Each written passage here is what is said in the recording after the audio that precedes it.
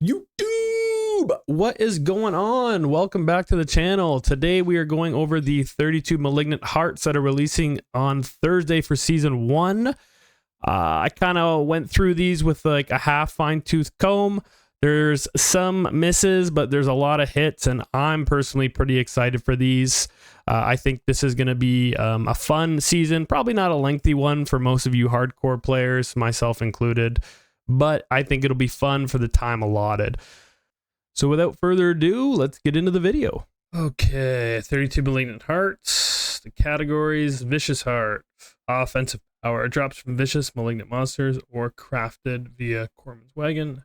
Brutal Heart drops from brutal malignant monsters. Defensive power. Devious Heart, utility power, drops super power, drops. Ooh, well, that's cool. I didn't know that. I thought these were just, I thought they could just fit in every slot. It's cool that they actually have like a fucking super, like, I wonder what that means. Any heart that you don't wish to keep can be salvaged at. Yeah, cool. Creating a random heart of a specific type costs 35 ichor of the 2 primary colored hearts. For example, if you wanted to craft a vicious heart, you would need 35 brutal ichor and 35 devious ichor. Oh, ooh, I like that. In return, you would receive a random vicious heart that scales to the level of your character. The random heart you create will always either be your specific class or class agnostic. Okay. Below, you'll find a list of each malignant heart broken out by class. For our example, the stats you see reflect what a level 20 character would receive as a drop. As your seasonal character grows in level, so too will the power of the malignant hearts that drop. Unless specified, the heart can be acquired by playing in any world tier in the seasonal realm. I feel like the superpower one won't be, though. No? Oh, yeah, it literally specifies here. Picana? The Picana.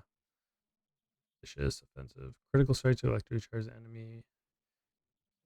0.75, 2.5 seconds. The Dark Dance. Offensive. World tier 3 only. Every 5 seconds while above 60% life, core skills cost 68 to 51 life instead of your primary resource. Oh, wow. Skills that consume life deal 10 to 20% increased damage. Oh, holy shit, that's good. Every 5 seconds. Is that one core skill maybe? That's still really good. So every 5 seconds, basically a core skill costs life instead of resource, and it does 10 to 20% increased damage. Really good. Tempting Fate, World Tier 3 offensive. You gain 40 to 60% critical strike damage, but your non-critical strikes deal. Oh, this is really good too. But with the nerf to crit damage, we'll see, right? The Lionheart, brutal defensive.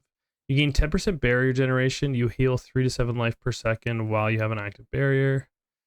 Okay. I think like Fortify and Barrier is going to be like the new DR, because they're not going to have resistance fixed yet, right? So that'll be, I feel like that'll be how you have to like progress high nightmares.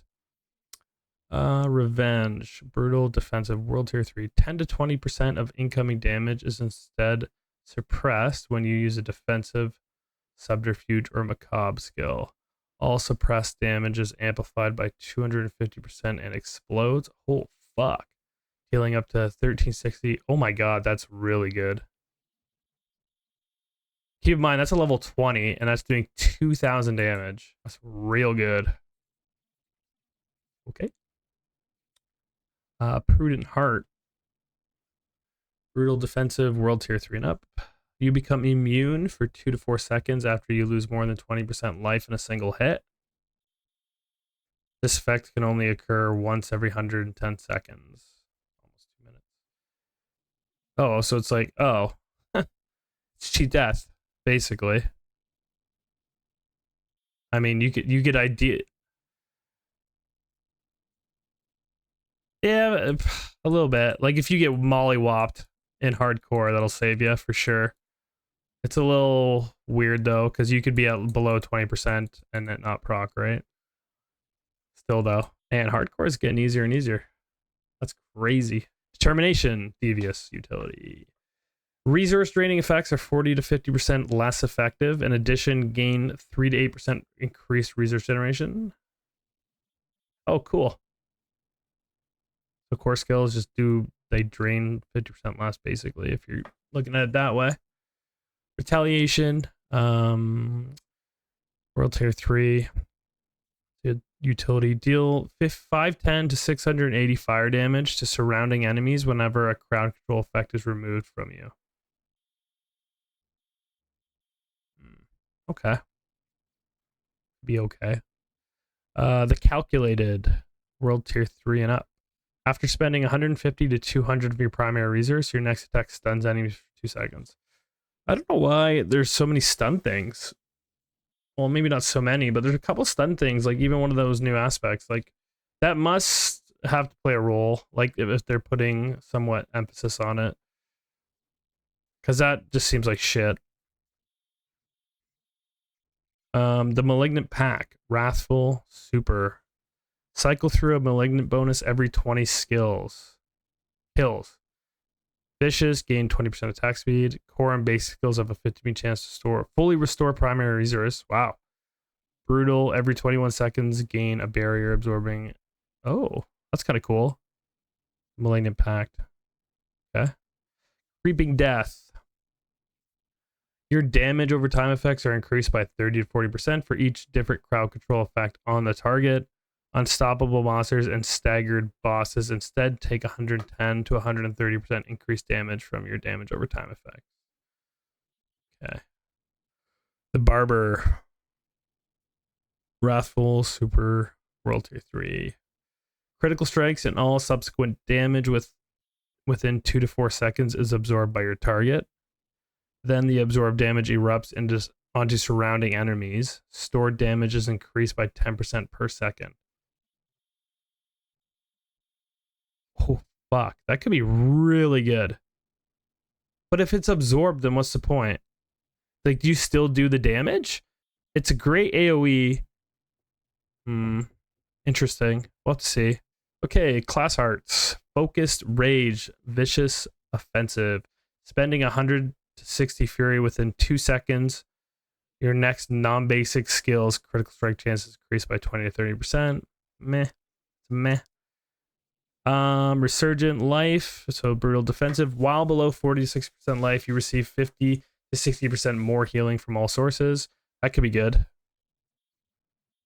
That could be really good, actually. So essentially below 60, like, I wonder if that stacks with your raid leader talent or skill. Cool. Punishing. It could help with temerity too, right? Maybe. I don't know. We'll see. Punishing Speed. Your skills have a 20 to 30% chance to knock down all enemies for 1.25 seconds when that skill's attack speed is higher than 35 to 20%. Oh. Ignoring Pain. Wrathful Superworld Tier 4 Plus. Incoming damage has a 5 to 50% chance of being ignored and instead healing you for 6 seconds. 17 to 68. Man, look, the bar, like, that's kind of shit. Hey, nothing crazy here. Nothing crazy here. I like the other hearts, though. Like, I feel like a barb will more than likely just capitalize on the general hearts than their class hearts, it seems. This one could be good. Ignoring Pain could be, like, really good for, like, high-end pushing or, you know, maybe Lilith. Schmabes, be right back. I gotta get water. Be back.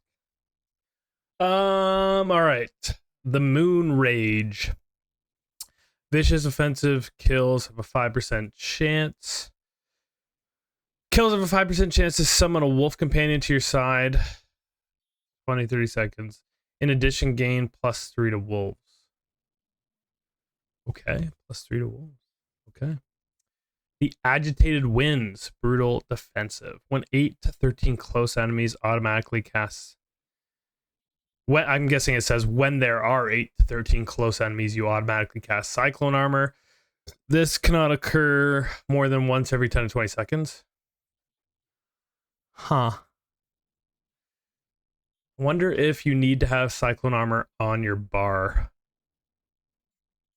or if like this effectively lets you use this and then replace something else, cyclone with another skill. We'll see. Inexorable force, utility, up to 30 to 50 distant enemies are pulled towards you while you have an ultimate skill active. Ooh. Dude, am I gonna have to go druid? I can't make up my fucking mind.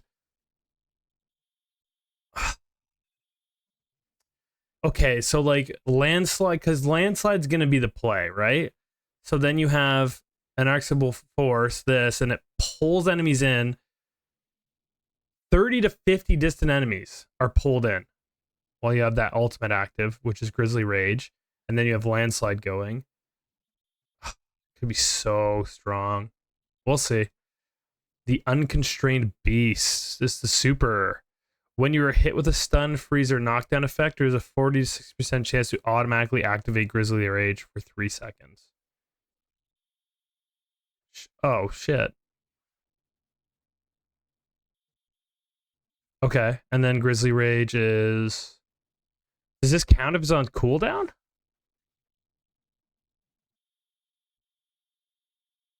Maybe. Could be cool. Oh, fuck.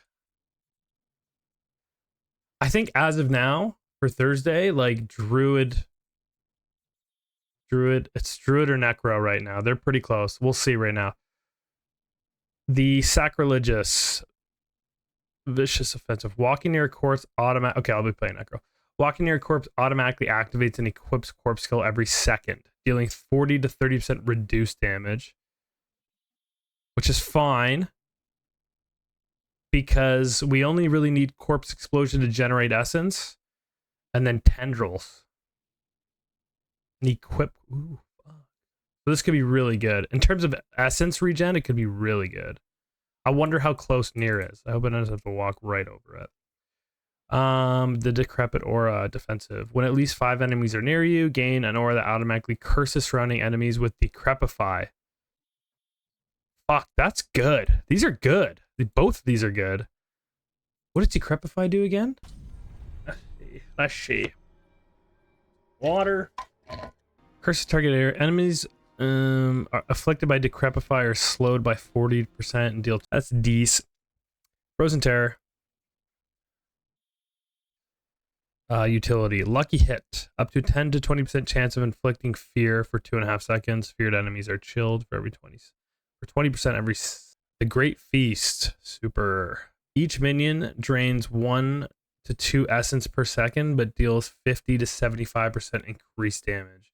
With no minions, this bonus applies to you and drains. Holy fuck.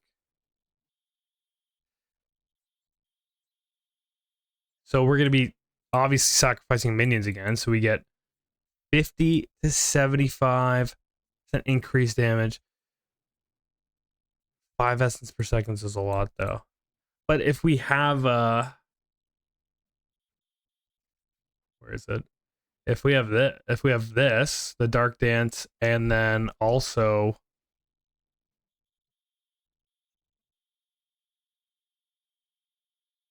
this, then are we kind of fine? You know what I mean? Crazy. Wow, Necro looks good. I'd say 3 out of 4 there are fucking solid. Rogue. Cluster munitions. You have a 20% chance to launch 3 stun grenades that deal 26 to 30 physical damage and stun enemies. It stuns again. Trickery is a defensive when you use a subterfuge skill. Leave behind an unstable shadow decoy trap that taunts enemies. It will explode. Meh. The clip shot. Lucky hit. To 20 to 40% chance for your cutthroat skills to slow by 40% for 3 seconds and your marksman skills to knock back enemies. Okay. The Vile Apothecary. Super. Your attacks have a 5 to 15% chance to apply all imbuement effects at 40 to 50% of normal potency. Ooh.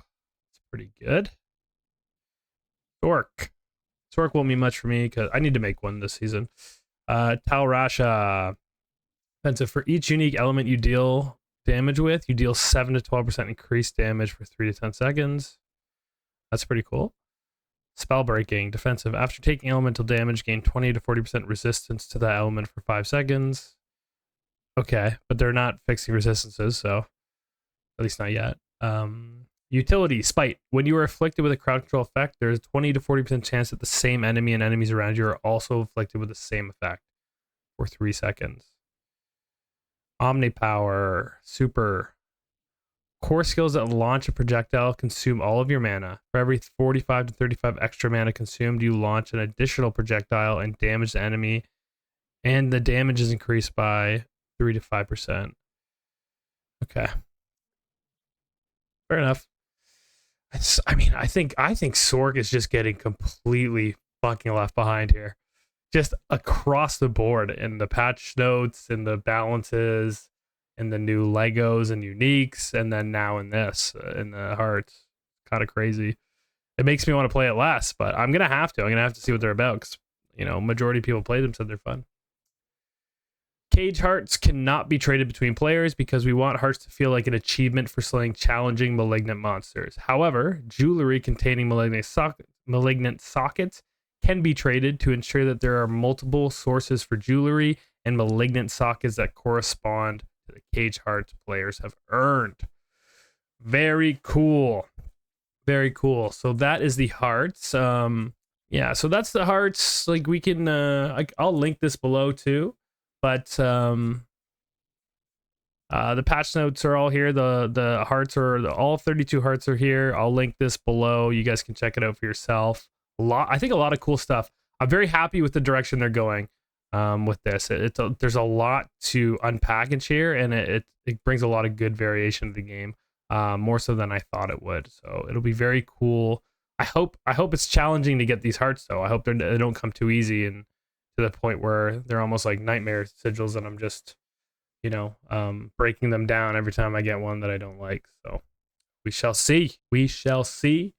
Thank you guys for watching. Peace.